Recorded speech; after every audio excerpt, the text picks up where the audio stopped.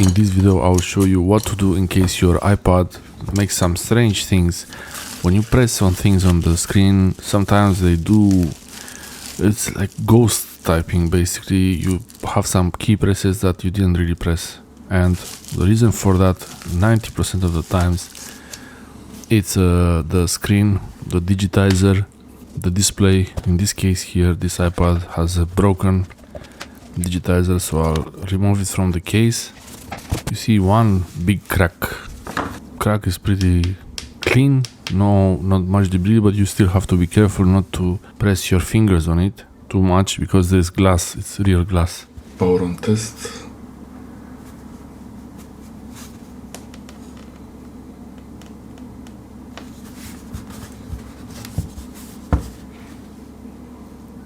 Screen looks okay.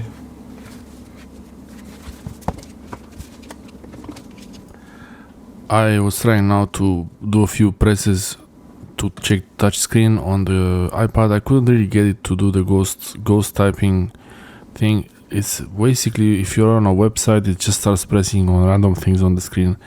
It's because the digitizer is broken, really, and it's the wires inside. There are wires inside the digitizer to record the presses where you touched, and you might touch in one place and it registers it in another one. This is the digitizer, it's only the glass on the surface. Under it there is the LCD. The actual display is fine in this case, but it could be that the battery also has a problem together with the LCD. To check if it's a problem with the battery, look at the edges, all sides, make sure there is nothing inflated. Okay, battery doesn't seem to be inflated, hopefully. Feels a bit fuzzy here.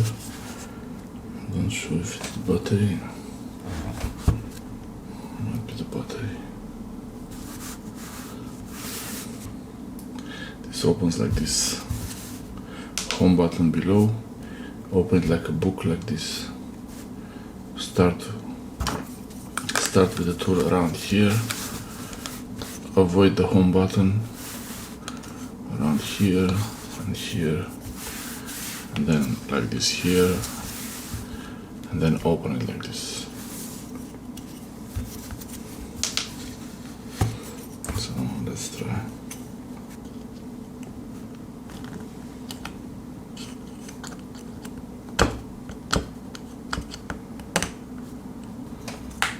This never fails.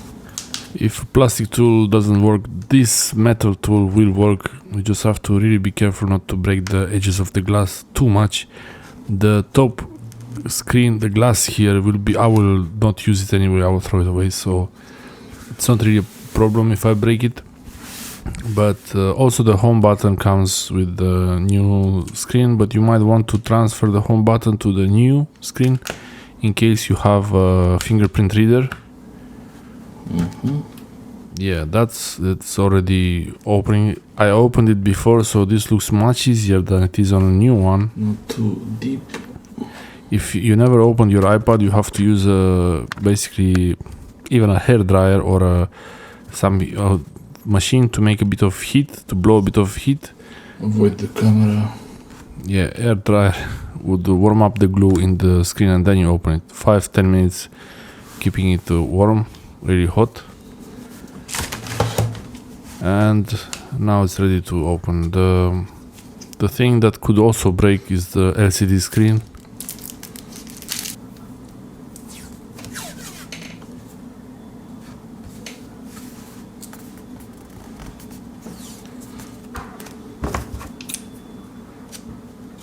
I put electrical tape on the glass to protect my fingers, so there are no pieces of glass flying around when I move it. Yeah, I have to remove the screen. 1, 2, 3, 4 screws.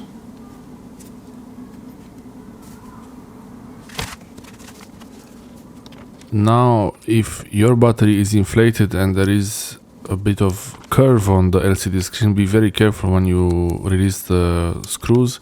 Try to do it in a bit in each corner so it doesn't crack the LCD screen. In this case, the LCD screen is straight, the battery is okay, so it doesn't bend the screen upwards. You can see other videos on our channel that will show you how to change the battery when needed. Here there's this metal part, you have to remove the screws as shown there. It's 3 screws actually, I only had 2 plugged in here. With a plastic tool it pops out pretty easy. And this is the LCD screen module on this iPad. This is the iPad Air, and look here, I did this, I cracked the LCD screen a little bit in the corner, just a little bit, just a bit. Battery is good, perfect. So now let's see the home button goes here, screen. So let's do the home button. Always use the plastic tools for these connectors because I didn't remove the battery. This is the iPad Air A1474, and on your iPad, if you have another model, it might be different, so you have to make sure that you check for your iPad. Now I removed all the connectors. It's 2 connectors, the main ones plus the home button connector. Here are the electrical tape. Yeah, the old LCD, the old screen is ready to go, the old Digitizer, and I'm really just cleaning up the edges of the iPad. And here is the new glass, new Digitizer. It has all the glue strips needed. I got it new. Actually, I think it's the same type like the previous one. I'm not sure if it did fit perfectly or I put it wrong. I probably put it wrong, but yeah, I tried to put it as well as I could. Here, if you have this tape here, it should fold onto the screen. I didn't realize when I did it, and it was sticking out a bit strange out of the screen. I think eventually after pressing it down it was okay, but this is something to note. You plug in all the connectors, 2 connectors, and then this one, it's a bit tricky. I have other videos on the channel here where you can see very detailed, it's the same device even, and you can see very detailed how to open that connector. It's very easy to break it, so be careful. And yeah, there is the adhesive tape on the home button flat flex cable. Now it's time to clean up the LCD a little bit so you don't see any dust. I'm sure there is dust there, but I will clean it up a bit better later. There's always dust here.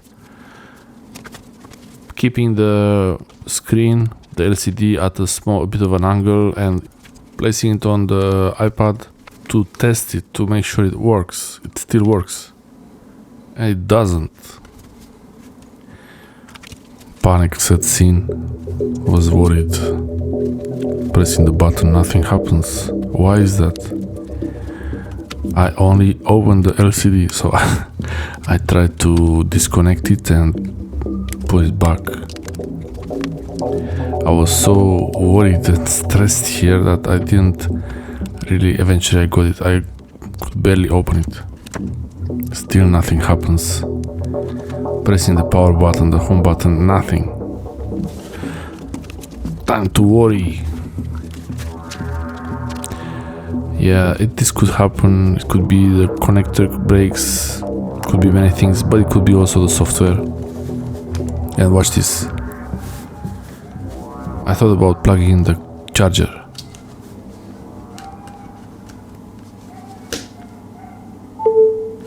Yeah. So it's just the screen. Yeah, just the screen has a problem. I was worried that the screen is gone. You can replace the screen also, but yeah, I waited 2-3 weeks for this glass Digitizer to order another screen. It's a long story. Also, an old iPad, it might not be worth it actually to change the screen on it. Yeah. So why is that?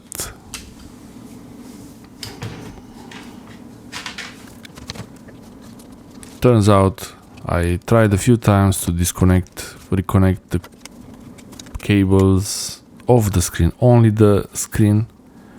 I was checking the cables to make sure there's nothing suspicious there, anything, pieces of something broken, anything.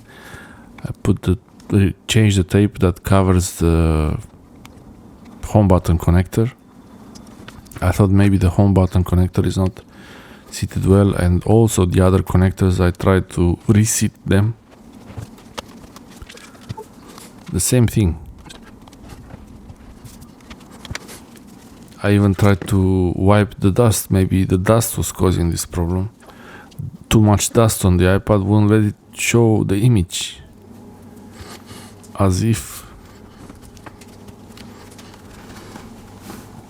heavy breathing. Yeah. And watch this now. I thought about doing the reset procedure. This is what you do on your iPads with the volume up or volume down and power button at the same time, but I just realized this one is the old iPad, so I have to press the home button. So I press power button long, keep pressing, press the home button, keep pressing both of them at the same time, count to 5 or 8, let go of the power button, now do it.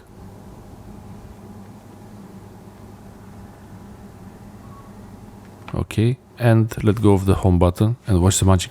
Oh, it's okay. Okay. The iPad probably shut down or went into some kind of strange standby, getting locked because I was removing the screen, so maybe the protection mode. Anyway, the usual reset procedure, power button, home button both together, then home button alone, or the volume up and down depending on which model you have. It did it, it's showing, picture looks great, the touch screen works, Digitizer works perfectly as it should.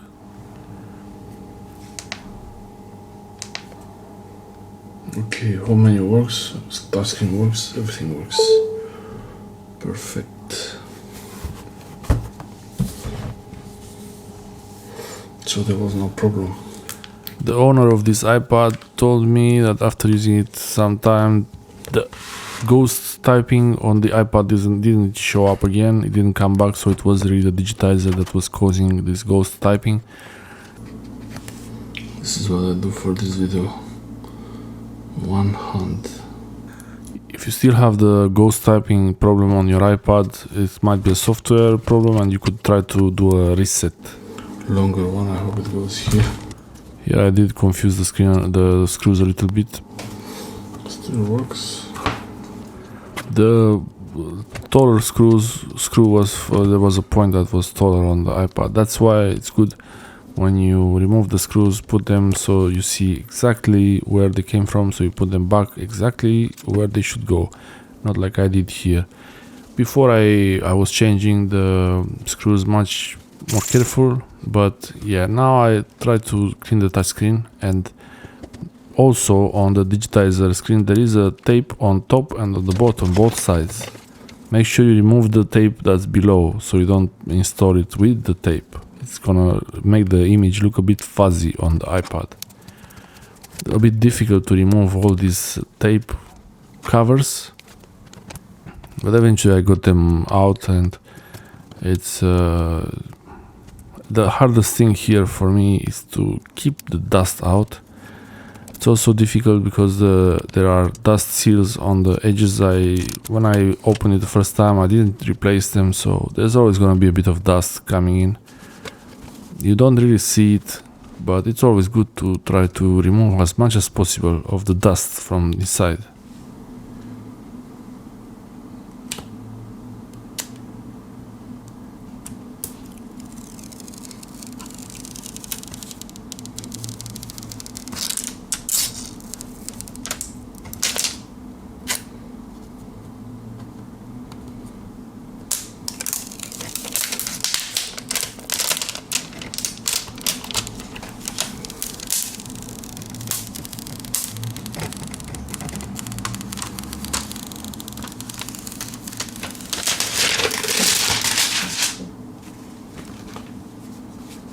Now the last step is to really lower the digitizer screen, the glass, and to align the edges also. This is important, aligning both sides. And I told you before that part with adhesive that is linked to the connectors, it has to be glued to the digitizer itself, not like I did it here, because it was sticking out a bit and I was a bit in a hurry here, so I was a bit not very careful. But you can always open it again if it's not great, if something is not okay. You can open the iPad. I have this this is for lenses, to remove the dust blower, really tiny dust blower. It's pretty useful to remove things without touching. The reason why it broke before on the lower right corner is probably because it's sticking out a bit, and that's why it made it break. So hopefully it's gonna be better this time.